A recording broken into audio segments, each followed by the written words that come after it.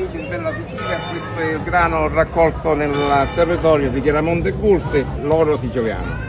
Ci viene veramente la pelle d'oca a far capire di dove viene la farina, di dove viene il pane, dal grano, perché siamo andati a mietere il grano, a portarlo a macinare e oggi ce l'abbiamo nei sacchi per fare il pane e come avete visto già c'era il pane pronto, è infornato e fra un po' lo mangiate caldo, olio, pane caldo e via. Per non perdere l'identità siciliana.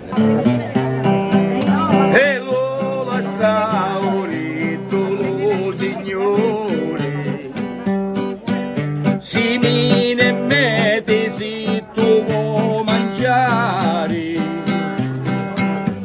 lo pane dolce macino di Questo l'ho cucciutato, Profumo davvero ineguagliabile. questo è il capugliato che ora metteremo nel prossimo panuzzo.